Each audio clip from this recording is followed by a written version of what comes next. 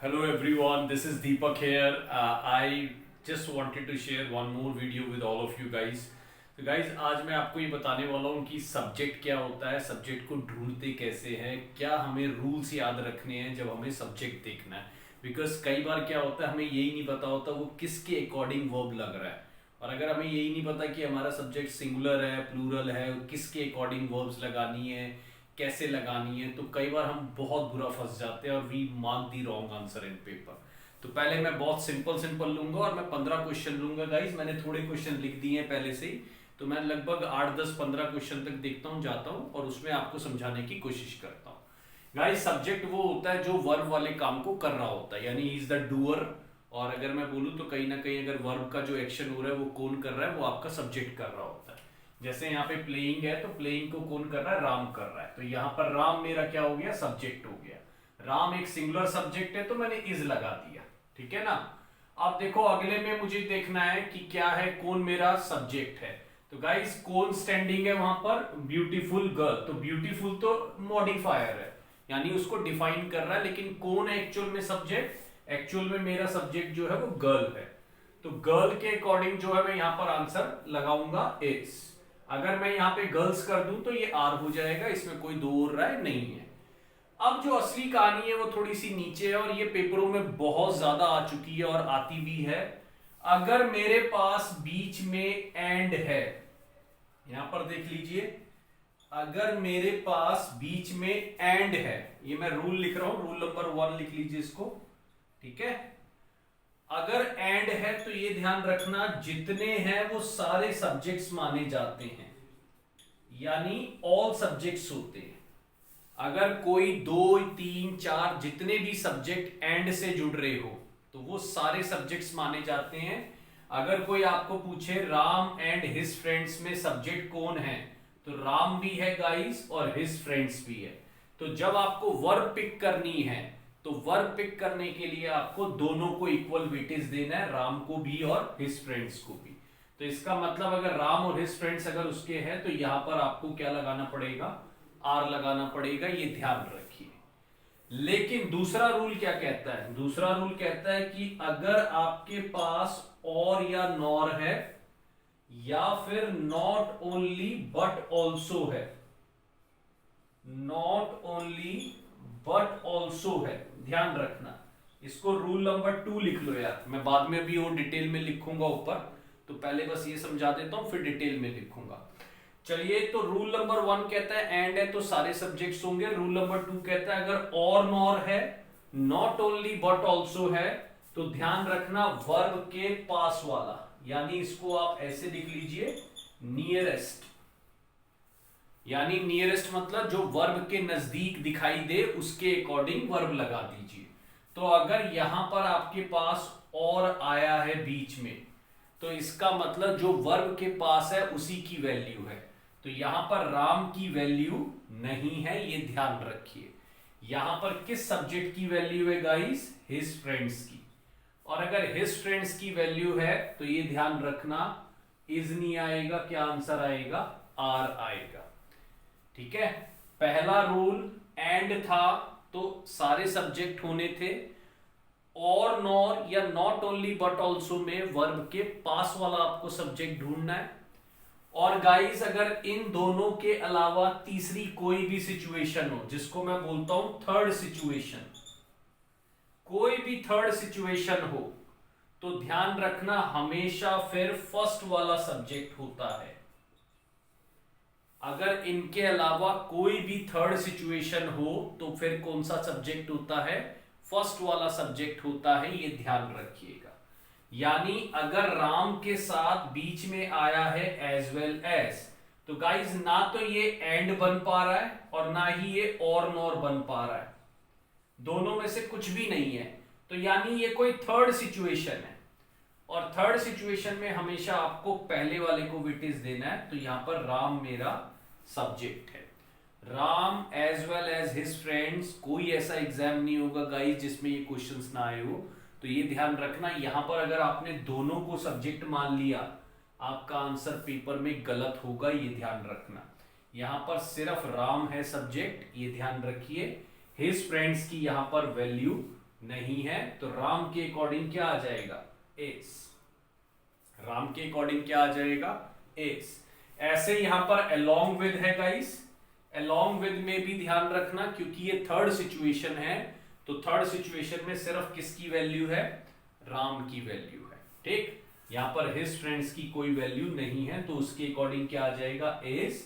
यहां पर आर नहीं आएगा। ठीक है, तो मैं इसको एक बहुत और अपैरेंट वे में लिख देता हूं, ताकि आपको कोई हौच पौच नजर ना आए।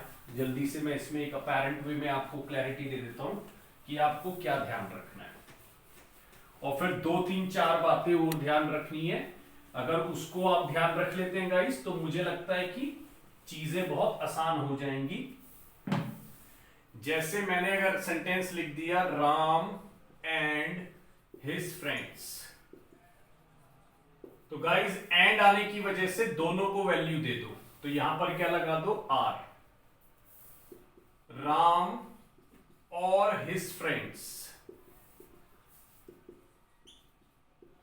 अब और आने की वजह से या नॉर आ जाए, या नॉट ओनली बट ऑल्सो आ जाए, ऐसा सेंटेंस आपको दिख जाए, तो ध्यान रखना वर्ब के पास वाले की वैल्यू है। यानी यहां पर राम की वैल्यू नहीं है, यहां पर हिज फ्रेंड्स की वैल्यू है, तो हिज फ्रेंड्स के अकॉर्डिंग क्या आ जाएगा, आर। और गाइस अगर इनको छोड़कर कोई भी थर्ड सिचुएशन आ गई, जैसे कि बीच में एज वेल एज आ गया, बीच में टुगेदर विद आ गया,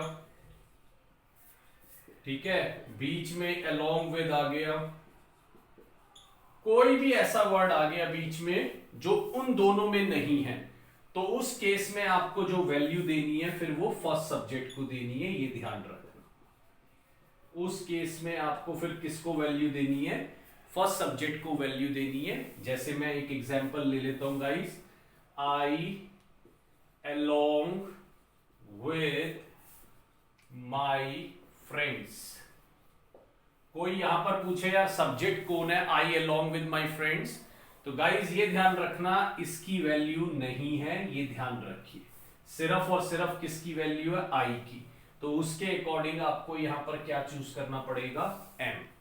उसके अकॉर्डिंग आपको एम चूज करना पड़ेगा, ये ध्यान रखिएगा। ये रूल बहुत इंपॉर्टेंट है सब्जेक्ट में जब आप इज एम आर लगा रहे हैं उसके लिए। मैं नेक्स्ट में आपको 2 4 रूल और ले चलता हूं जो आपको बहुत जरूरी है देखने, जिसमें कई बार लोग और फंसते हैं बहुत ज्यादा। तो गाइस यहां पर बस कुछ नहीं, देखो मैं यहां पर एक साइड में लिख देता हूं, आप सबको ये पता रहेगा, और नॉर, ठीक है, नॉट ओनली बट ऑल्सो, ठीक है, और थर्ड कंडीशन लिख लो चाहे यहां पर थर्ड कंडीशन, ठीक, और यहां पर एंड लिख लो। तो एंड में ऑल करके याद कर लो, बड़ा सिंपल, इसमें नियरेस्ट करके याद कर लो, और इसमें फर्स्ट वाला करके याद कर लो, ठीक है, ये ध्यान रखना, उस वाले में नियरेस्ट करके याद कर लो। अब देखो यहां पर कुछ इसमें भी पंगे आते हैं, जैसे मैंने लिख दिया either of them is or are good, जैसे मैंने लिख दिया neither of them is or are good.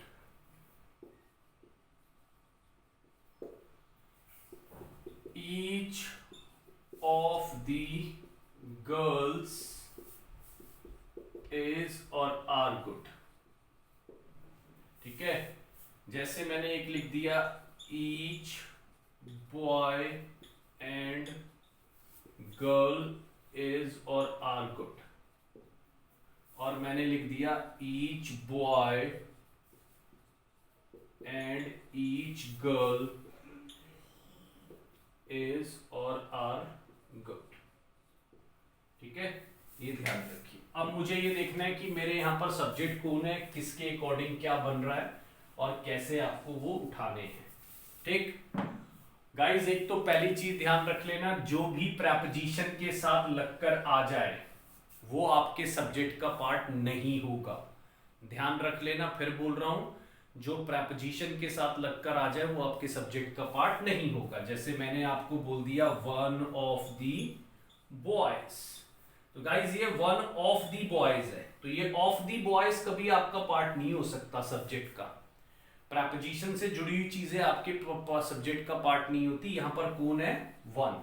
तो जब आपको आगे वर्ब लगानी है तो वो क्या लगानी है? इज। तो यहां पर ये इसका पार्ट नहीं है। कई बार लोग देम के अकॉर्डिंग लगा देते हैं ईदर, और ईदर का मतलब होता है गाइस दो में से एक, यानी ईदर जो है दो में से एक चूज कर रहा है। Either neither life time singular होते हैं, ठीक है। तो यहां पर इज आएगा, ये ध्यान रखना। अब ऐसे ही नीदर ऑफ देम में तो बहुत गलती करते हैं लोग, neither of them are good लिख देते हैं क्योंकि दिमाग में देम घूम रहा होता है। तो देम के अकॉर्डिंग कुछ नहीं बनेगा, ये प्रेपोजिशनल वाले में कुछ नहीं। नीदर सिंगुलर है तो नीदर के अकॉर्डिंग आपको क्या लगाना पड़ेगा? इज, ठीक है। अब ये ऑफ दी गर्ल्स है, तो कई बार लोग ऑफ दी गर्ल्स पे ले लेते हैं वर्ब, ये गलत है। सिर्फ आपको ईच पर लेना है। और गाइज एक चीज ध्यान रखना, ईच और एवरी ये कभी भी आपको दिख जाए स्टार्टिंग में, ईच, एवरी, एवरीवन, ठीक है ना, एवरीबडी, नो वन, नोबडी, ठीक है, एनीवन, एनीबडी, ये लाइफ टाइम सिंगुलर है गाइस। ये लाइफ टाइम आपके क्या है? सिंगुलर है। इनको कभी भी ध्यान रखना, इनके साथ इज आएगा, इनके साथ आर नहीं आएगा। इनके साथ हिज और हर तो आ सकता है, लेकिन इनके साथ कभी देयर मत लगा देना। इनके साथ हिज और हर तो आ सकता है, लेकिन देयर मत लगा देना, कभी ध्यान रखना। तो गाइज ये बड़ी इंपॉर्टेंट चीजें हैं, आपको ये सब बेसिक बातें पता होनी चाहिए जब आप कोई भी एरर ढूंढ रहे हैं। तो इसमें देखिए ईच ऑफ दी गर्ल्स में ईच की बात हो रही है, तो ईच के अकॉर्डिंग क्या आएगा? हर। और गाइज मैंने बोला अगर ईच आ जाए तो फिर किसी को मत देखना, उसमें फिर एंड भी नहीं देखना आपको। ईच आने पर एंड भी नहीं देखना, ईच का मतलब सिंगुलर, तो ईच के अकॉर्डिंग क्या आएगा यहाँ पर? आर। अब कई बार चलो ऊपर तो लोग लगा देते हैं, लेकिन each boy and each girl में फंस जाते हैं गाइज, उससे भी कोई फर्क नहीं पड़ता। ईच आने की वजह से यहां पर ये क्या आएगा? इज। तो ये ध्यान रखिएगा, ये सब सब्जेक्ट देखने के तरीके होते हैं और इसके अकॉर्डिंग ही आपको वो ढूंढना होता है। मेन मैंने रूल बताया आपको, मेन ध्यान रखना, एंड मतलब सारे, एक्सेप्शन भी है, मैं धीरे धीरे एक्सेप्शन भी बताऊंगा आपको। एंड मतलब सारे हो गया, और नॉर का मतलब वर्ब के पास वाला, और उसके अलावा थर्ड कंडीशन में क्या होगा? जो नियरेस्ट है, सॉरी थर्ड कंडीशन में जो है वो फर्स्ट वाला होगा। और उसके अलावा अगर ईदर नीदर दिख जाए, either of them, neither of them, तो यहाँ पे ईदर की वैल्यू नीदर की, प्रेपोजिशन से लगकर आने वाली चीजें आपके सब्जेक्ट का पार्ट नहीं होंगी। जैसे ईच ऑफ दी गर्ल्स में ईच सब्जेक्ट होगा, each boy and each girl में आपका ईच सब्जेक्ट होगा, ईच आने पर एवरीवन, एवरीबडी सारे सिंगुलर होंगे, ये ध्यान रखिएगा, ठीक है। सो ये छोटी छोटी बातें मैं आपको जो बता रहा हूँ, अगर आप नोट करेंगे तो ये आपको बहुत हेल्प करेगी। ऐसे मैं आपको बहुत वीडियो देने वाला हूँ जल्दी ही, जिसके अंदर ग्रामर के हम मेजर रूल कवर कर लेंगे सारे। शॉर्ट शॉर्ट वीडियो बना रहा हूँ ताकि आपको देखने में ज़्यादा दिक्कत ना हो और बहुत आसानी से चीज़ें समझ आ जाए, ठीक है। This was a short video from my side. Thank you so much for watching this video. Thank you, bye bye.